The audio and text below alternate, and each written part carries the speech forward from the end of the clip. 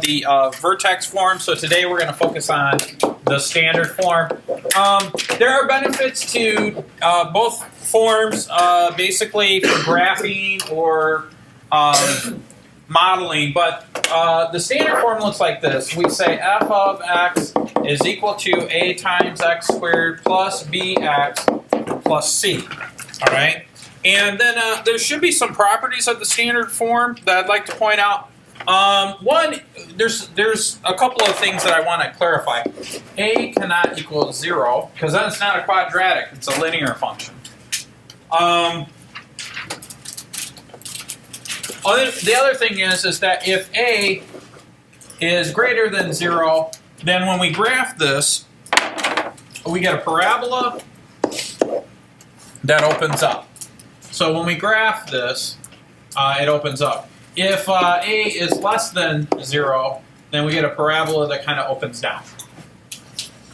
Right? So the negative, less than 0 is a fancy mathematician's way of saying negative, right? It's a negative value. So that flips it down.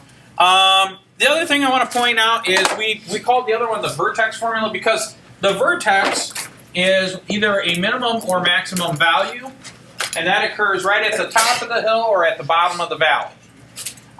Yesterday we could find that out using HK, but we could find it out with this formula too by focusing on B. In other words, our axis or our line of symmetry, so we say axis of symmetry sometimes. Yesterday I just called it a line of symmetry, but sometimes you could call it an axis of symmetry. This occurs at x equals, and I wrote this down yesterday, negative b over 2a. So whatever the value for b is, take the negative of that and then divide it by 2 times whatever the value for a is. Now, if you want to figure out what the vertex is, the vertex, think of it in terms of the coordinate plane like x comma y, we can find the x value right here, so it would be like negative b over 2a, comma, your function evaluated at negative b over 2a. Now this is a little more formal language that I'm using to write this down, but really what you do is you find out what the x value is, and then you plug it back into the equation to find the corresponding y value. Does that make sense? Yeah. We'll do an example of it. And then that's pretty much it. Also, I would like to point out that C is usually the y-intercept, because remember that the y-intercept occurs when x equals 0. And so when I plug in a 0 here and I plug in a 0 here, those two terms go away, and I'm left with the C value. Whoa. So just by knowing the equation and the different things you could do, I could graph this fairly easily with minimal effort, just by these couple of formulas, okay? To get a rough idea. So let's go through now, and let's do example number 1. So I kind of jumped ahead because I didn't like the order in which the book did stuff. Don't sit there, sit over there. And let's do example number 1.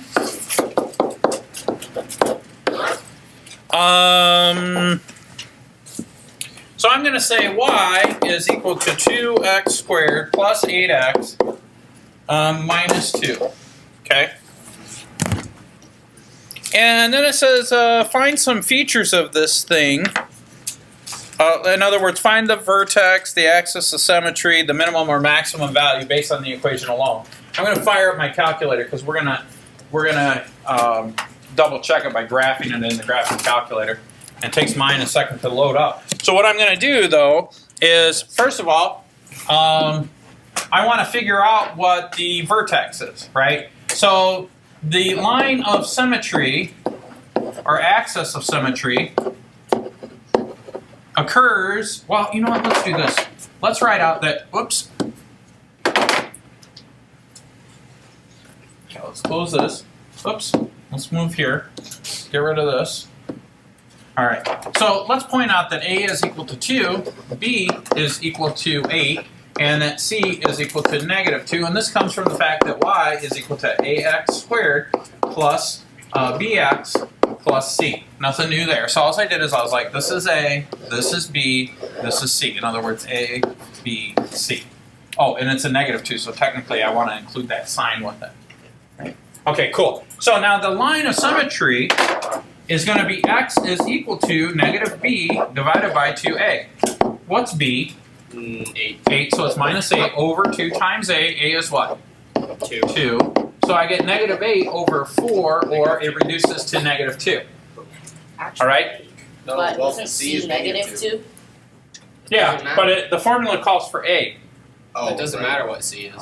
So, yeah, c is negative 2.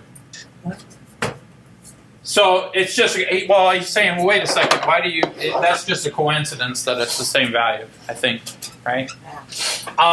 So anyways, that's where, oh, I see what he's saying. Yeah, you're right. If you're making the assumption that that's the vertex is on the y-axis, probably, maybe, or the y-intercept. Let's just go through and see. Actually, that's the x value though. That's not the y value.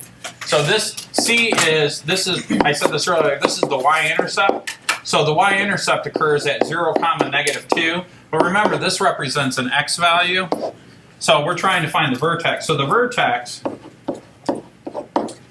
is negative 2, whatever this function is, evaluated at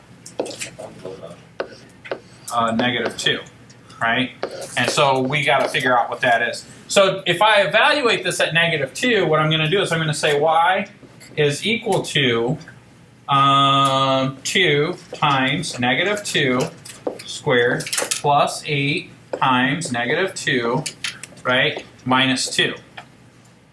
Okay, so negative 2 squared is 4. 2 times 4 is 8.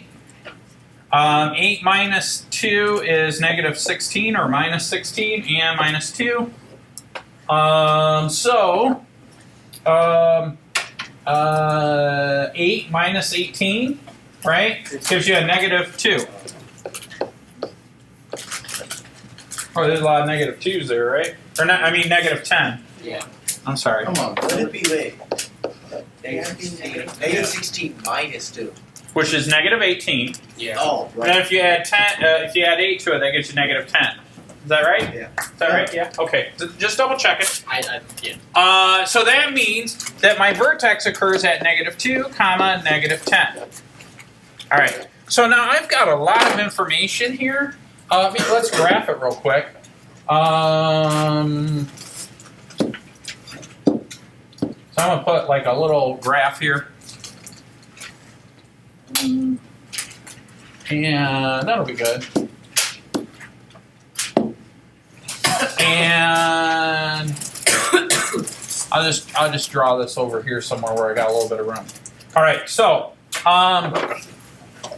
what do I know? I know that at negative 2, we'll just assume that's like negative 2. You can barely see the grid. But that's my y-intercept, because the y-intercept occurs at 0, negative 2.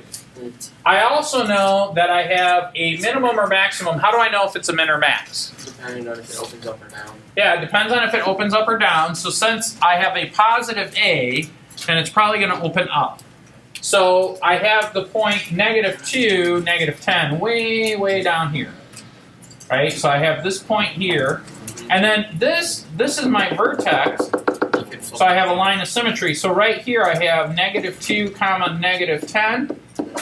And that's my line of symmetry, which means if I go over here, the same distance, it should kind of look like that. Okay? And so what we want to do is, now does everybody see what I did? Yeah. Let me recap real quick. I found out that the y-intercept, because c is negative 2, that's always the y-intercept, because that occurs when x equals 0. So I plotted this point here, the y-intercept, 0, negative 2, right?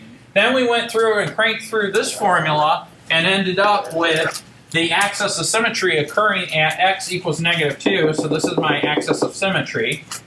Because I have an axis of symmetry, it lets me know that on the same distance on the other side of that axis of symmetry, I have a point that occurs on the curve, right? Because that's how parabolas work. And then I need to know if where the vertex is. So to find the vertex, it's the same x value as my line of symmetry, and then I've got to find the corresponding y value, so I just plug it into the equation, and I get negative 10, and that lets me know that my vertex right here is negative 2, comma negative 10, and I get this, and then I just draw my line. Boom. You guys good with that? Yes. Wait, how do you know where the other? Okay, there's one on the y-axis. How do you know where the other one goes? Okay, so the axis of symmetry, there's a distance from here to here, and if I didn't, Yes. I made my graph too small, but whatever that distance is, it's going to be the same distance from here to here, right? Because the axis of symmetry cuts it right in half. Okay. Okay, does that make sense? Yeah. All right, so let's see how close we are. So, whoops, I gotta put my marker back. So we come in here. I gotta clear all this stuff out. What is it? It is 2x squared. What was the rest of it? Plus 8x. Oh yeah, that's right. Plus 8x minus 2, right? Yep. Minus 2. Let's graph it. Obeying with the bacon sizzle. Not impressed.